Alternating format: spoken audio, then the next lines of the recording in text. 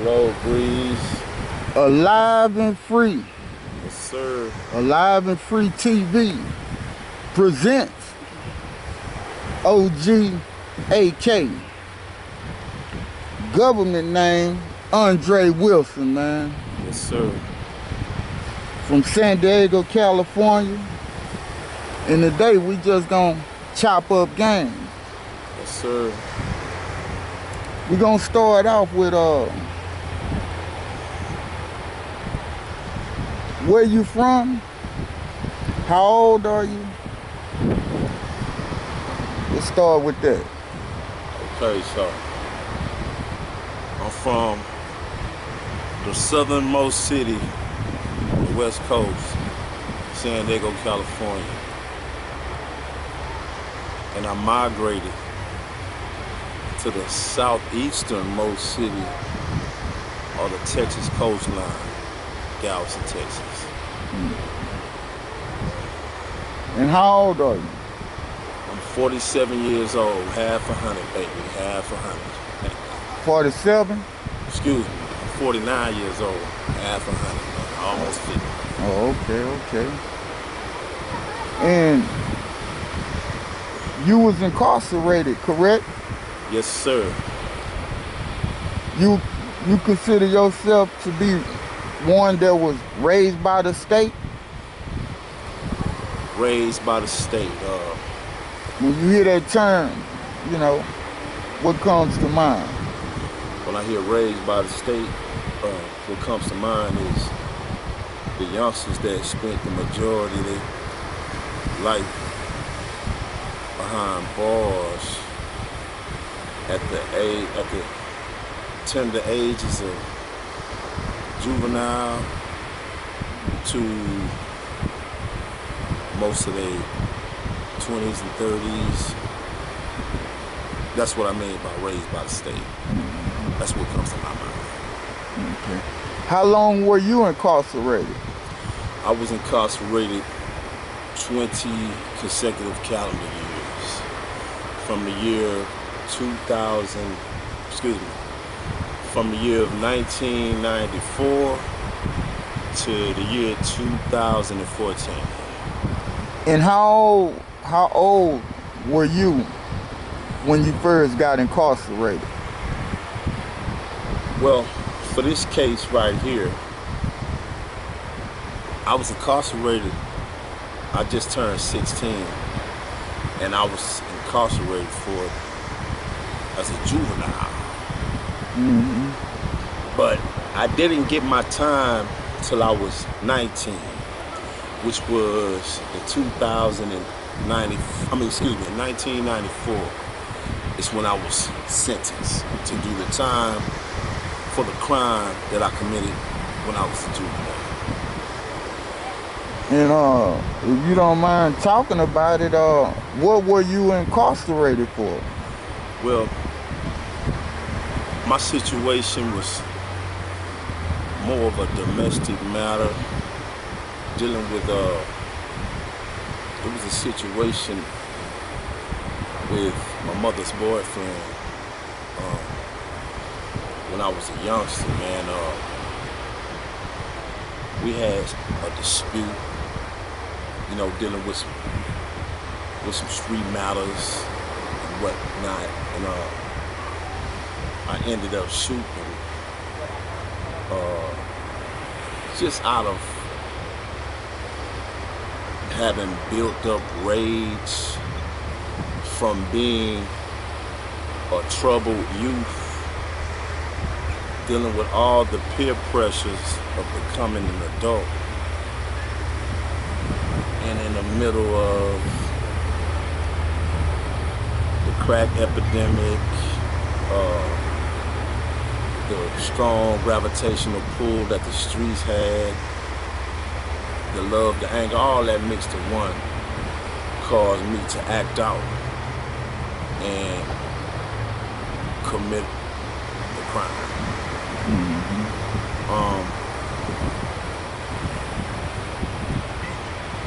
Not to get off the subject, but it's really important when you are in these relationships domestic violence is something real, you know, and we all are of age now to where we have children and, you know, loved ones that are infants or they adolescents, and once they witness things such of this nature, they tend to hold it in, and when you hold a lot of anger in and don't fully know how to let it out, it's going to come out. And when it comes out, there's no telling which direction it may come out. And in my situation, I was becoming a man. So in the process of me becoming a man, and I'm in a household to where my mother was being abused, I chose to do some things that, you know, landed me in prison for a 40-year sentence. And I lost 20 consecutive years of my life. But the point I'm trying to make here is it's very dangerous when you're dealing with a young pup that's protecting his mother, because there's no limit to what he may do to anyone in that situation. So, all right. So you did 20 consecutive years. What was it like for you getting locked up, you know, at a young age, such as 16 years old? What was it like going into prison? Was you already a member of a gang at that time? Well, yes, sir. Well, you know,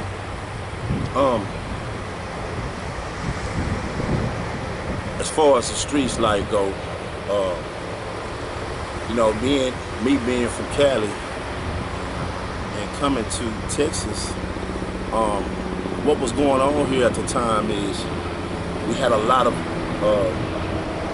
people migrating from California to here, to this little island here.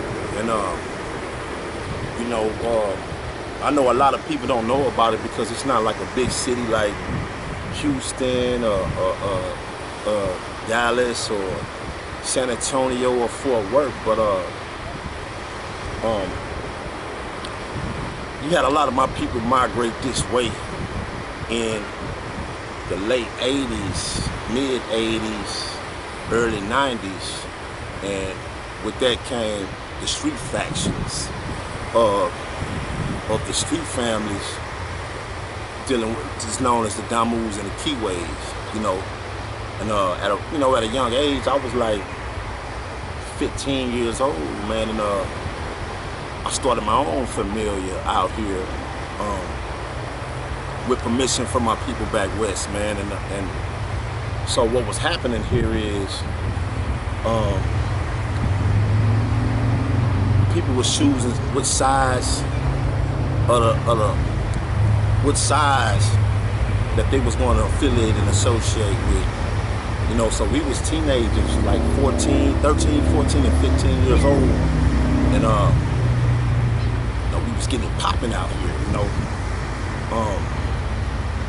At a real young age, we was adapting to certain principles, like to survive on these streets, because it seemed like nobody gave a fuck about us, you know. Like, I was living in a poverty-stricken neighborhood, you know what I'm saying, one parent at home, and a lot of us we was poor, you know. We come from the slums. So in the process of all this happening, we formed a bond with each other to protect ourselves, man, because it's a jungle out here, you know.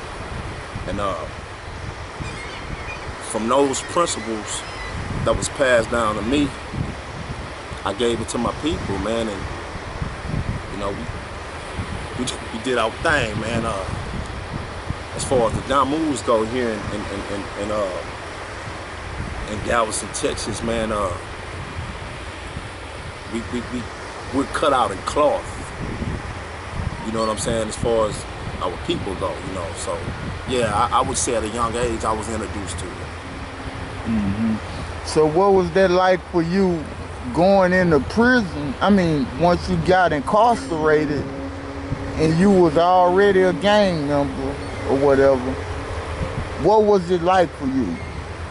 Well, for me, as affiliate and associate, it was very, very rough and rugged.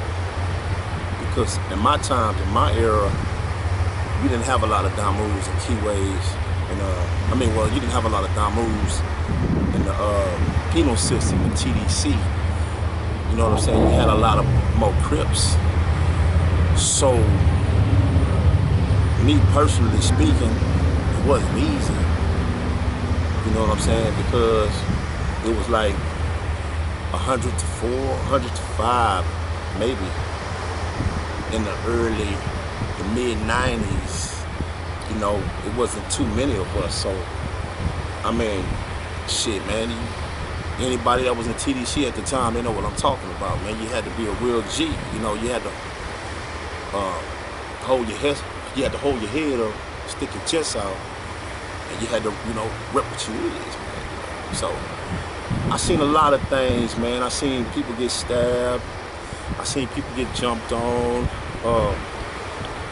I seen riots. You know, it ain't too much I haven't seen as far as that go, but like, you know, just to stick to this topic, it was rough, man.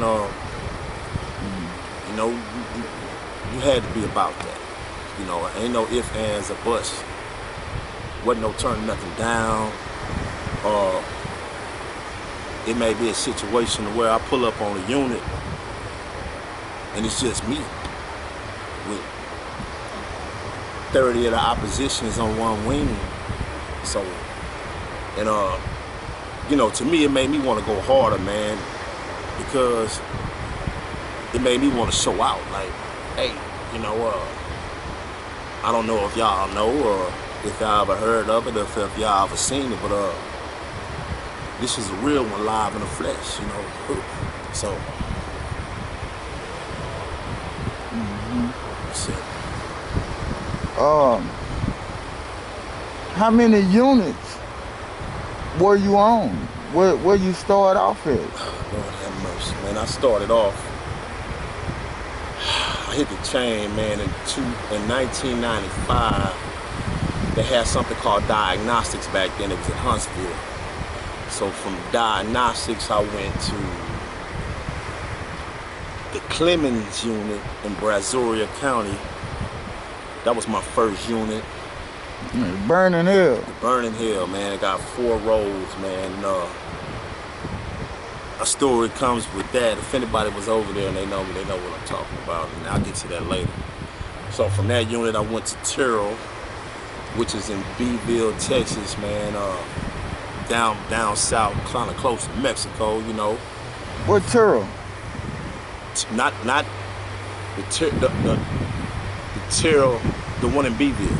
Oh, okay. I was over there from I went to, they segged me on Terrell. I went to close custody from Clemens. They segged me. And when they segged me, I stayed over there for like 2 years, I want to say. And then from there, they shipped me to Livingston unit. Wait a minute. Yeah. Wait a minute. Beeville is Terrell. Livingston. Was Terrell? Okay, so I'm getting it mixed up. They turned, and it went to Pulaski, right? Yeah. Okay. Excuse me. Beeville was the McConnell unit. Right. They shipped me to the McConnell unit from Clemens. Okay, so from the McConnell unit, I went to SEG, stayed in there for 2 years. Then they shipped me to Livingston, Texas. which is the Terror Unit, which when they had Death Row at. So now we on point. Right, we on point. Okay, so when I was on Terror Unit, they let me out of SIG. I went to closed custody, stayed on closed custody for like 6 to 9 months. Got my custody, sent me to medium custody. So over there, it was high level gang activity. Very intense. Very territorial. You know, you had all the families there from the Texas Syndicate, you had the Mexican Mafia there, you had the RUs there, you had the Town Blast there, you had, of course, the Crips and Bloods, you had the Mandingo Warriors there, you also had the Black Giants, which was an old gang. I want to say it was Houston based. Then you had something called the Texas Bad Boys over there. I think that was a Dallas based family. And, yeah, it was going down over there. You say you went to SIG. What landed you in SIG? Okay, so what landed me in SIG was when I was on. Well, this is the cycle. This is where the cycle started at. So when I was on Clemens, you know, some cats out of some Crips out of Fort Worth and Dallas jumped on me. You know what I'm saying? In the day room. You know, y'all know how this shit go, man. They jumped on me in the day room, and you know, hey, I can understand we fighting head up, this and that, but the dudes put their feet on me. You know, so when the dudes put their feet on me, that's back when you had the lock and the sock, the master lock. So, you know, the next morning, when they called off a child, I put that work in, man, and I leaked one of them, folded him up, and they shot me off. What they did was they just put me in transit. I mean, they hadn't put me in transit yet, but they put me in PhD and all that. Right. Man, let me tell you something, man. When they did that shit, you know, and I'm gonna keep it totally honest with you. At that time, when I was locked up, you done had too many, on that unit, you done had too many down moves that was, you know, representing. So what happened to me was, I was representing how I knew how. So it was kind of unheard of on that unit to stand out like that. So that's basically why what happened to me.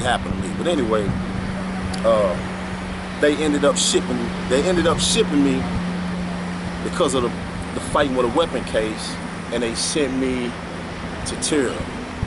Okay, so on McConnell. So on McConnell, I ended up getting into it with a Mexican from the Valley. And what happened was, this was some fluke shit. Well, I ended up putting them hands on her behind some money he owed me. And the next morning, the fool come out with a lock. He come out with a lock while I was eating and tried to hit me from behind, but what he did is he hit the table. When he hit the table, he dropped the lock. I grabbed the lock, picked it up, and chased his ass out the child hall, and the laws get us. When the police get us, they catch me with the lock. So that was another weapon case I caught. So that resulted in me going to SIG. Okay. And in SIG, that was your first time in SIG? Yeah, that was my first time in SIG. What was it like? Was it lonely? I mean, how was it, you know, like the reality of like, boom, now I can't even go be with everybody else? What was it like for you? Well, at first, it was a blessing because they had air conditioning. You know what I'm saying? In Texas, you don't have air conditioning in prison. You know what I'm saying? So it was a blessing at first because it was the summertime. It was hot as hell. But, you know, man, when you're sitting in a cell 23, 24 hours a day, it gets lonely. Not only does it get lonely, man, sometimes it make you feel like you're losing your mind if you don't have nothing constructive to do. Like, you know, me, I was what, 21, 22 years old, and I'm in a cell 24 hours a day. Man, if you don't have a strong mind, you start hearing things, all kind of weird ass shit. That's if you don't have a strong mind to be able to visualize leaving that place. You know, me, I would actually just close my eyes and I would leave prison, you know, like visually. And what helped me is my past life. I lived my life over at least 100 times in my mind. And me getting lost in the past, living my life in my mind, that's what helped me. Mm-hmm. You know. Did you do any reading? Was you reading in SEG, or when did you come into, you know, when you started reading? That's where I started reading at SEG. Mm-hmm. That's the first place I ever read my first book was in SEG. I probably would have never thought about reading any books because I just wasn't a book reader. But once I got to SEG, and ain't nothing else to do but read. So, shit, I started reading these books and my mind started opening up to where I could actually see the picture of what I'm reading, and there's more detail in it, there's more passion in it, there's more. Now it's like, hey, I'm reading books, shit that I never thought that whatever, I mean, anything. Cause you in SEG 24 hours a day. You don't get any fresh air, so I'm reading everything that somebody sent me up under the door, and that's another way how I got to pass my time and not go out in disparity, you know. Were you receiving visitations? Did you get visits? Did you get mail? Well, at that time, no, I wasn't getting any visits. The only person that was writing me homeboy was my mother, my sister, you know, my family at the time. You know, Bville was so far away that I told my mother, Mama, don't come down here and see me. Wait till I get closer to the house or something, because, I mean, and then I didn't want her to see me like that, you know, because at that time in my life, I was thugging, you know, to the point to where I wasn't giving a fuck about nothing. I was mad at the world. Me receiving the time that I received hadn't registered on me. Well, I ain't gonna say it hadn't registered. It had registered on me to the point to where my attitude was, I'm finna bring the system hell a little bit for having me in these cages. So I wasn't giving a fuck about the free world or this. I was thinking about my life in prison, you know. So you say the only person who's writing you was your mother and your sister. What about, you know, the homies? What about the homies? Man, I'm gonna keep it totally honest with you. At that time right there, the only, let me make some clarification. The only people that would write me at that time was people that was locked up, you know, from different prisons, different units. And you know, I was getting letters. Well, 95% of my mail at that time came from different prisons, you know, from Cali, here in Texas. I might have one of my partners from the free world that was writing me, and that's rest in peace, my homeboy Ironbow. He would write me every blue moon, tell me what's going on. My partner Slick Rick, much love to Slick Rick, he would hit me, tell me about the music, because that was my producer back in the day, you know what I'm saying? And shit, man, I can count on one hand who was writing me when I was in there, you know, at that time, you know. Let me ask you this, did you ever feel like you was betrayed by your homies? Was you angry, or was you taking it personal, or? Man, this is how I looked at it at that time. I say, man, you know, all this work I put in for the hood, man, and you know, I was the type of person that if I had it, they had it, you know. So yeah, I felt betrayed because at one time my partners was out here putting it down, man. They was having shit, they was having money, they was living that lavish lifestyle. Not only that, man, you know, a lot of things that my partners was doing when I got locked up, I was doing that before them. Like as far as the music going, all that, I was setting the foundation back then, you know, and giving these niggas something to look at, to the point to where, hey man, it could be done. He doing it, you know what I'm saying? So, I mean, I can count on my hand, man, the people that took their time out to hit me and say, hey man, I'm thinking about you, and this and that, this and that. Here go this. Now I ain't shitting on nobody, because later on it kicked in, but at this time right here, man, I wasn't getting no love from nobody but my mother. You know what I'm saying? My immediate family, man. You know. And how did that make you feel?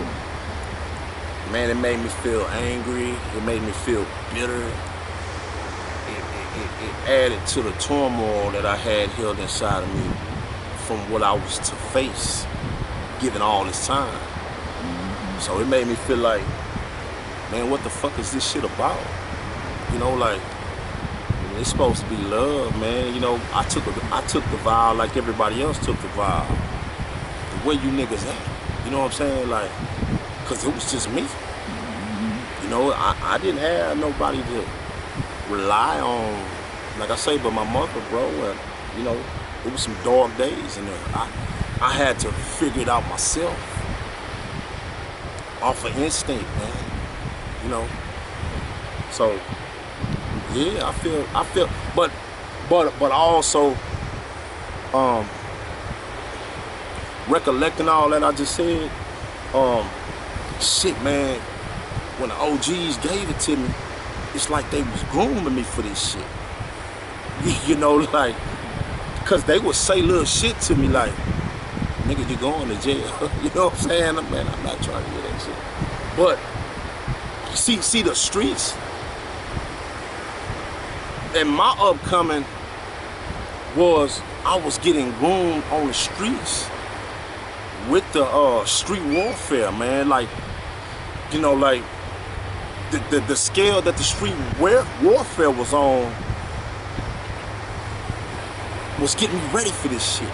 So when it came, this was just another test, because I've been getting tested all my life. So believe it or not, and anybody could attest to what I'm saying, but prison ain't nothing but an extension of the streets. It's the same rules, it's the same codes. So if you was ever on the streets experiencing what you was experiencing, this was just another stage. You know, like, okay, well, I'm here, don't nobody know me, you gotta start all over. I can't use my reputation because nobody knows me here. You got people from all different parts of walks of life in Texas. They don't know me, so I know what I had to do. You know, the same thing I did when I moved to Texas. The same thing I did when I moved back to Cali. I gotta show them something. So I was waiting on that. Okay. So is your mother still living right now? Yes, sir. My mother's still living, still going strong, man. That's that was my prayer warrior in there, man. That's who. She was sending the angels to protect her son, and that's one of the reasons why I survived that 20-year bid. Mama, I love you. Okay. And so, you was talking about music. I heard you mention, you know, one of your producers. So, what music? You was making music? Yeah. back in the early 90s, man, I came out with some music. Well, I was doing music here, but I had got knocked out the box, man. So what happened, so it's kind of confusing, but when I caught this case, I was like, what, 15, just turned 16. They put me in juvenile hall, and they let me out.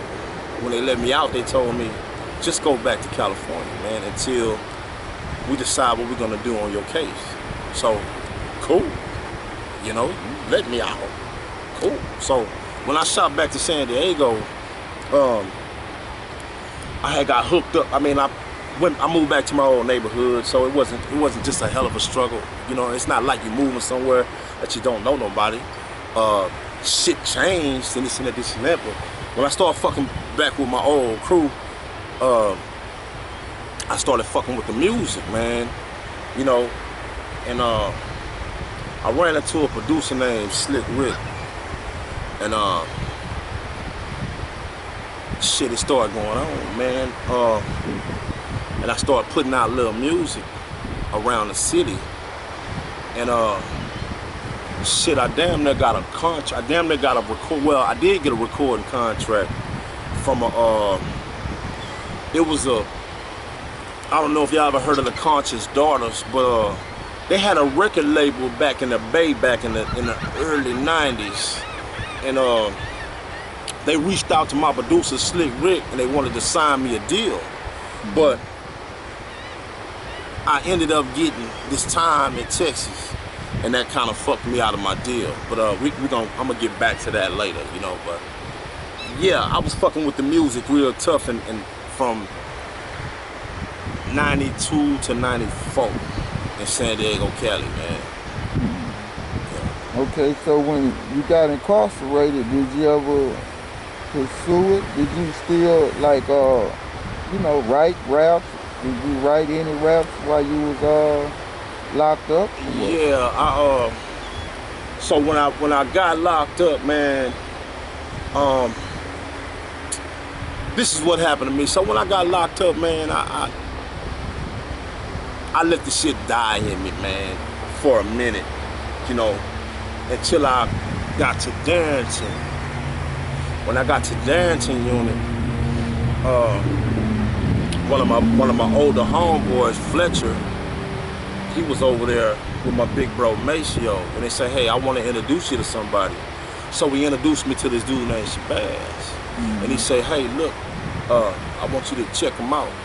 Just go fuck with him, and just listen to his music. So I started listening to his music, and I said, hey, man, a bulb went off in my head because I hadn't heard nobody spitting it like that. So I said, man, let me get back on my pen. So he said, man, let me hear something. So I wrote a little something, this and that, this and that. And he said, hey, man, I like that shit, man. Hey, look, I'm going to introduce you to my partner, and let me break down to you what we doing in here. So that's when he introduced me to Smith D. So he said, hey, man, look, Smith D was with a group called Face Mall that was on Rap a Lot back in the day.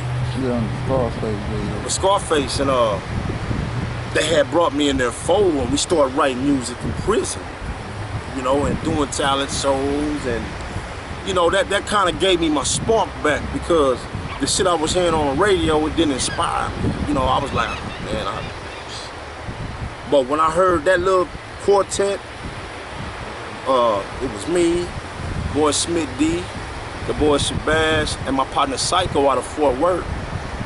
We was writing music and ciphers and shit, man. That helped me get my little spark back, and I started back writing. So, yeah, man, on Darrington, I got back, you know, in the mix of the music, you know.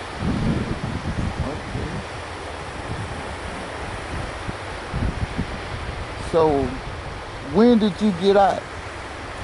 I got out in 2014. You made parole? I made parole. They sent me to the LeBlanc unit. What's real crazy about me getting out, y'all, let me tell this little story. Okay, so my father passed when I was in here. my pops passed when I was in there, and he passed February the 11th, 2012. Remember that date, February the 11th, 2012. So that fucked me up, really did. So 2 years later, I make parole.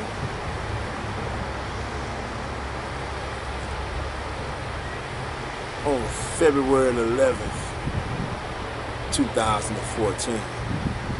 The same day my father passed. Wow. So, I believe in that man upstairs, y'all.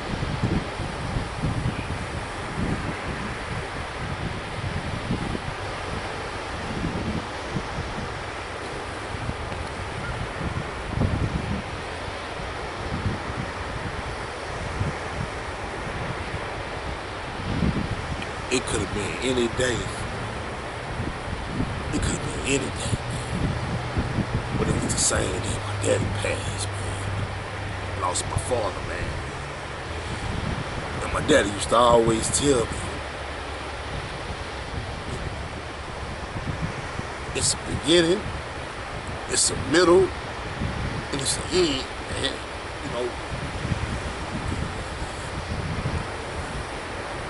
So when I got out on that date, that was that man upstairs and my daddy looking down on me.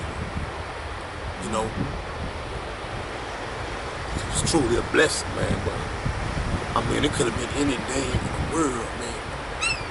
The man upstairs chose to let me out the day my daddy passed, on the same date. So it's just that man upstairs. So when I say I've been through it and the Lord showed me things, as time passed, it's real, y'all. That's my life. So were you and your dad pretty close? Yeah, man, me and my dad was real close, man. The little time we spent apart,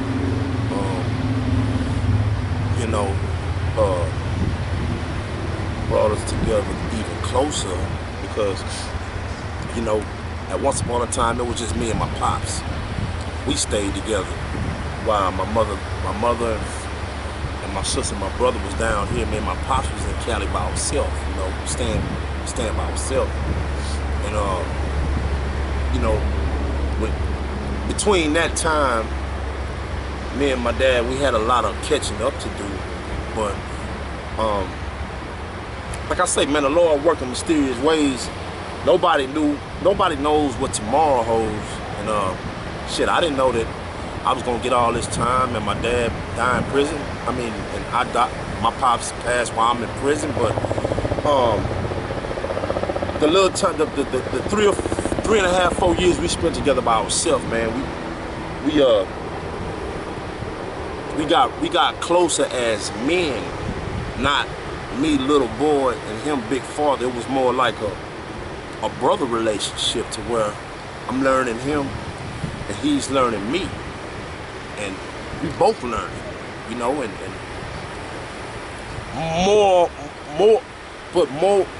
more than anything, we were surviving. Everything was more of instinctively living in a big city, a fast city, to where at any given moment, shit is going down. So, but sometimes when you go through shit with somebody, like how me and you, we in prison, so we experiencing something that a lot of people don't get to experience. So when you're going through something with somebody, it brings you closer to them because you're going through the struggles together. You know what I'm saying? So with me and my pops, it brought us together real close, despite the breakup between him and my moms and shit. But yeah, we was real close, man. My pops was like my bro, my big bro, man. It wasn't nothing off limits to talk about. shit, man, he told me he gave me life from a real perspective. You know, no ifs, ands, or buts, and he also let me make my own decisions, you know, so. Let me ask you this. Was your father a gang member? No, my father wasn't affiliated or associated with no gangs. My father was in the Navy. Oh, okay. You know what I'm saying? Because I actually was born on a Navy base. You know what I'm saying? But my father got an honorable discharge from the Navy because, see, back in the day, you had a lot of racism going on in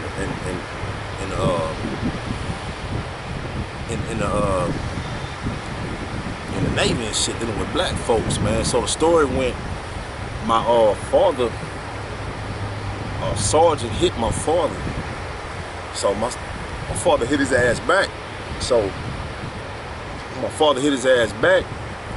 They jumped on him in the military, a whole bunch of white boys, man. So, see, where I'm from, San Diego is basically a military town. You know what I'm saying?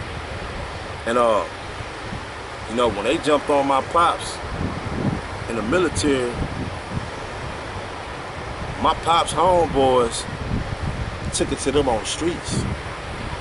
You understand what I'm saying? Because you know how I go, man. They fucked my pops up from what I heard.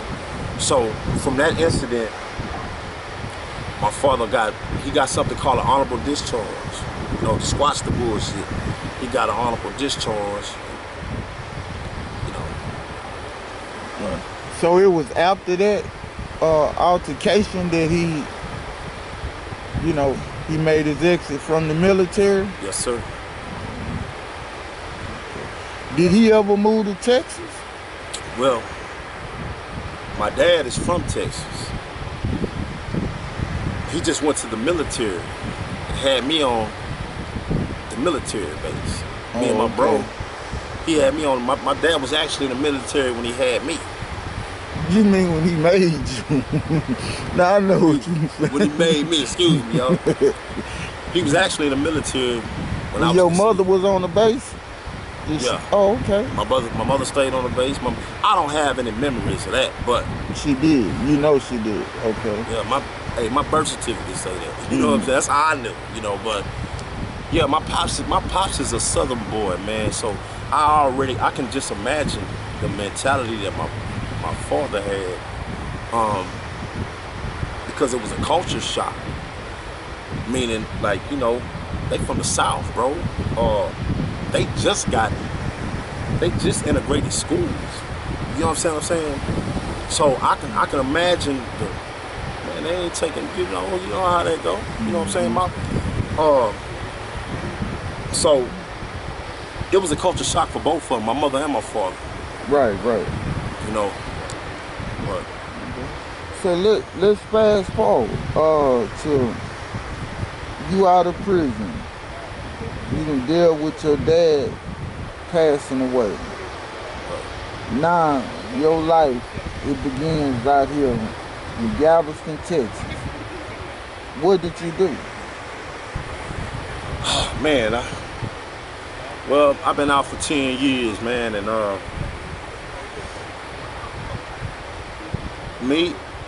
for me assimilating to society as it is now, it was hard, man, because things have changed. You have the modern technology, everything is cameras and everything is space age. So when I first got out, it was a struggle because shit, I didn't know nobody no more, man. Everybody changed. My nephews grown men now, they got beards, hair on their face. You know, I had to sit down and start using my mind again, because at once upon a time I stopped using my mind. I started being instinctive. A lot of doors was getting closed in my face because of you know, I just got out of prison and I had a bad charge. You know, I had a murder charge. So I didn't have any skills, I didn't have any education. I just had a GED. And shit, man, when I was in prison, man, I really wasn't using my time wisely, getting trades and doing this and doing that. I didn't start just getting right until like the last 5 years of my sentence.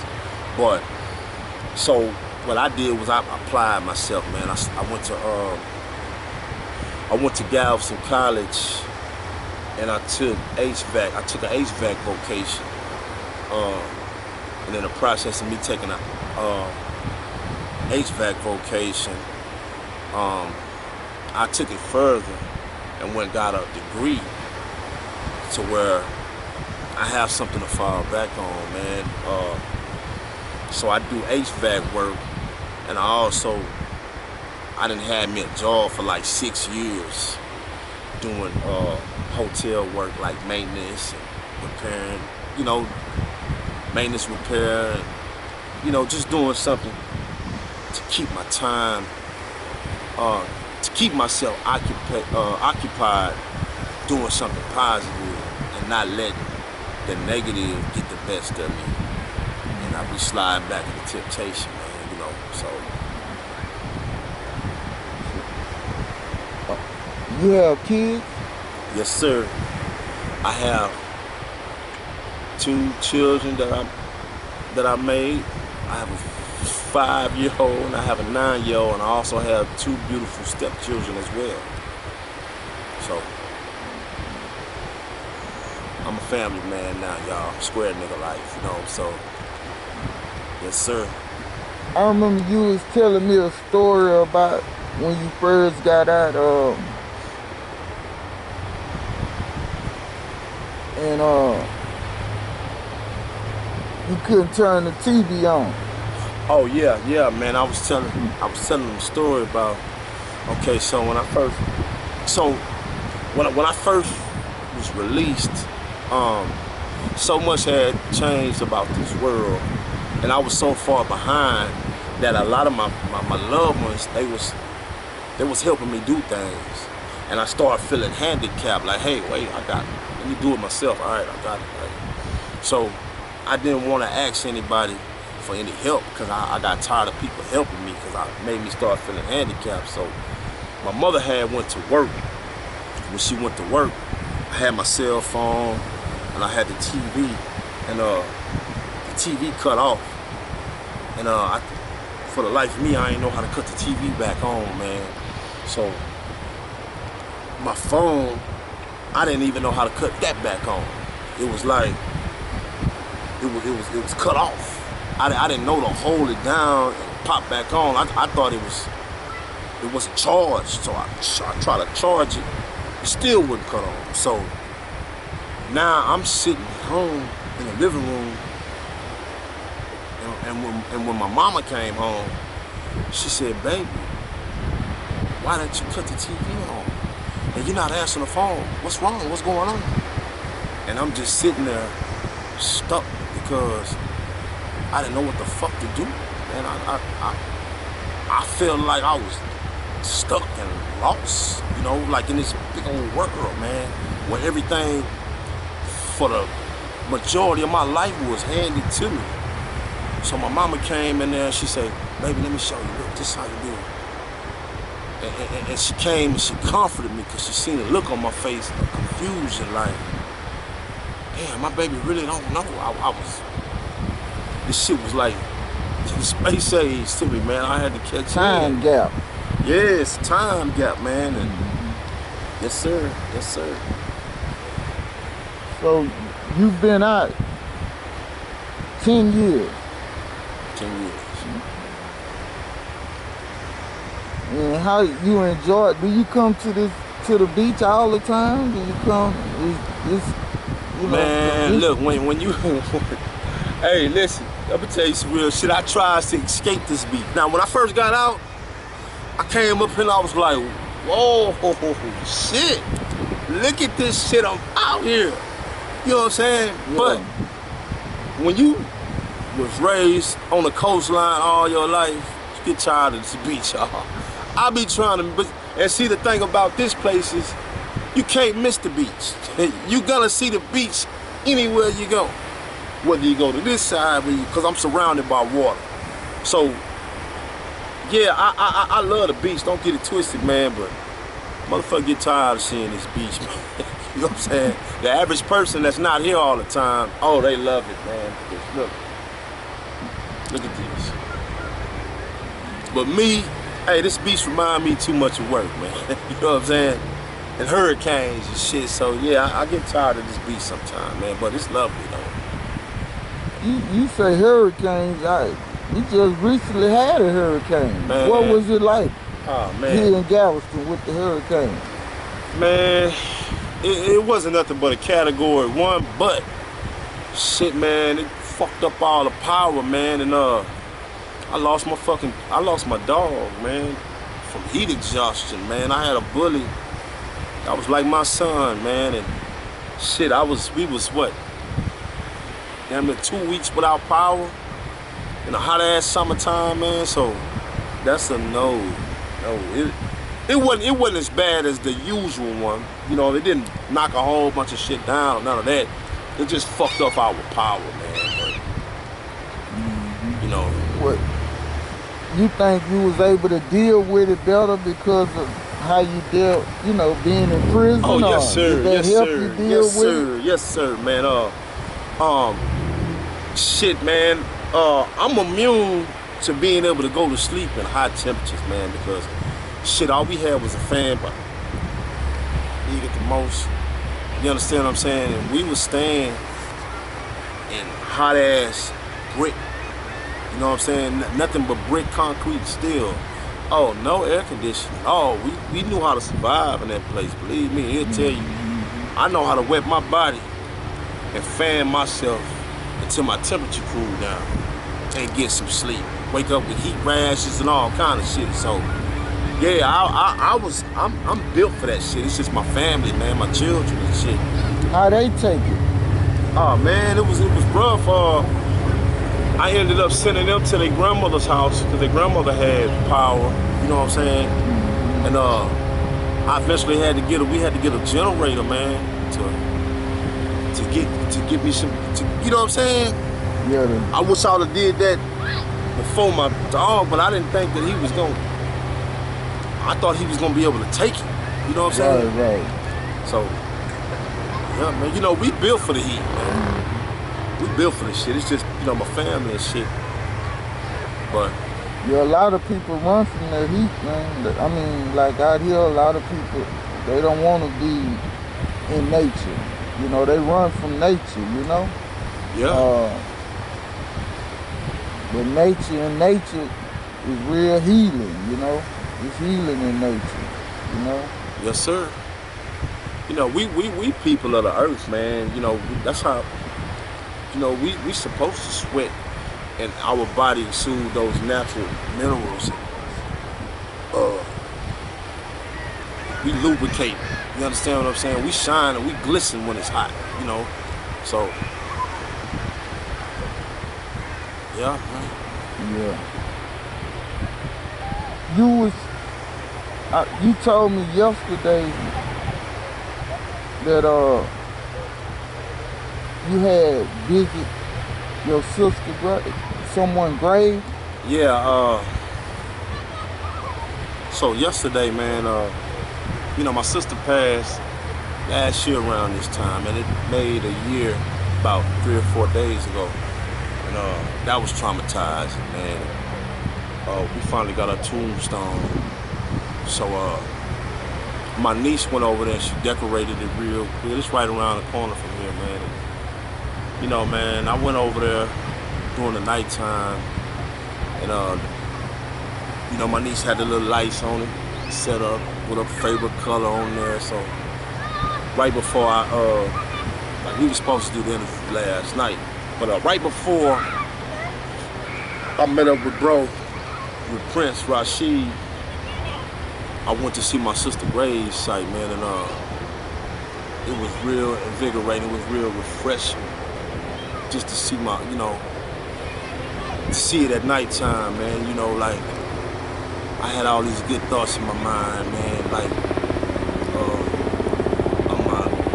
of my sister, like a lot of good memories, as opposed to when someone passes you think of the death itself. as opposed to thinking about the good memories, man, and her being in eternal peace and the good shit she left behind, man, you know. So yeah, that's where I was last night, right before I met up with you, bro. So you feel like that helped you? That was like therapy for you, just going and what? Very therapeutic, man. Like shit, you know, because that was the first time I've been there at that time, man, and everything was quiet. It was nighttime, and I just sat there with the lights, you know, just soaking it in, man, and said my little prayer, man, and I was good after that. Gonna fast forward a little bit more. Now looking back over your life, looking back everything you done been through, and looking towards where you plan to go and what you plan to do in the future, you know, where do you see yourself a year from now, 5 years from now? Like, what's your goal? Well, my goal is to start my own HVAC business, you know, dealing with, but I want to start it on a high. I want to start it on a high level of thinking, meaning like cleaning the air. I don't get it twisted. I took this HVAC. I was going to take welding, but one of my mentors, which is resting in peace, Mr. Ronald Foster, that was my HVAC teacher. He said something to me that changed my mind. Let me see, how did he say that? He said something about there's no such thing as, he said there's no such thing as cold. It's just without heat. It's the way he said it, man. It just mind up. So I said, damn, okay, but let me see what he's talking about. So once I got off into it, you know, meaning that I have asthma and I have breathing problems and shit, you know, clean air is very important. So once I learned to trade, I started thinking higher and say, okay, when I start a business, I want to take it even further and specialize in environmental pollution to where we have clean air, because a lot of like the ozone layer is depleting. We have all these things that's emitting in the air that's fucking up the ecosystem, man. So me, on a high note, I think having clean air is the same thing as having clean water, because we inhale, we exhale. We are what we inhale, we are what we drink, we are what we eat, right? So it's all a part of being health conscious also. So that's where I want to take it. Start me a business within a year from now. Within 5 years from now, I want to be a contractor. To where I'm contracting my business. I'm contracting my business out with plants, with local residential areas, all that.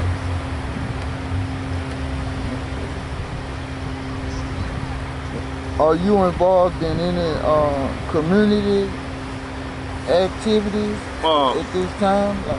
Well, as of right now, I push this footprint wear. Okay. And this is one of my this is one of my childhood friends' name brand. It's called Footprint. And if you look at it, it kind of gives you an understanding of the concept of it. So where I'm at now in life, as far as the community go, is I talk to a lot of my young homeboys, man, whether they Damus or whether they Keyways, and I try to tell them a little bit of the mistakes that I made and the mistakes that we made when we was young, so that they don't go down the same path that we went down. as far as the genocide, man.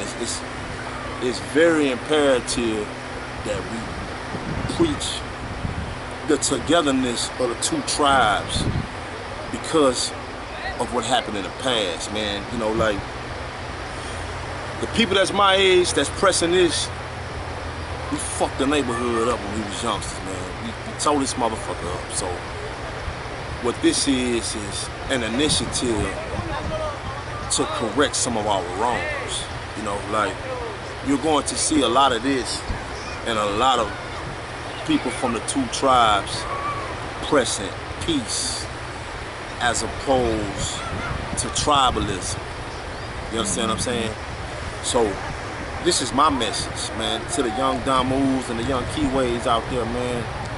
As far as the genocide go, man, we gotta stop killing each other because don't nobody give a fuck about us but us. You understand what I'm saying?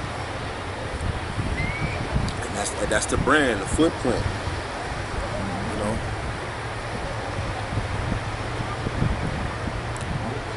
So do you feel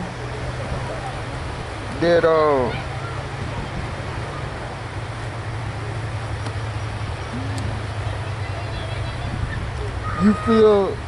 do you feel that any positive change gonna really happen in the community? Yeah, but yeah, which I know it's gonna happen. But something always has to happen for it to happen. And what I'm trying to prevent is that other something to happen for us to come together like this. See, it's always something bigger that happens. And when that something bigger happens, it puts us in a situation where we have no choice but to come together. You understand what I'm saying? Right. So I'm trying to, before that big thing happens, I'm trying to have everybody on the same accord here because right. we all we got. And when this thing happened, these are the soldiers. These are the protectors. Y'all know who y'all are. You understand what I'm saying? These are the ones that's gonna protect the tribe. What's yet to come. So this is why all my energy is going toward, man. Like, when it comes to pushing the envelope, when it comes to pushing the peace, when it comes to getting the understanding, you know, when you're talking to another man, the first thing is respect. If you don't respect yourself, you can't respect the next person. So it all boils down to respect as men. And from that point on, we the same color, man. Just like the Mexicans do, man. You know, but they have a law in prison to where they can't come to prison for killing another Mexican. Whatever type of wars that they had in the world, when they get locked up, they gotta dead all that.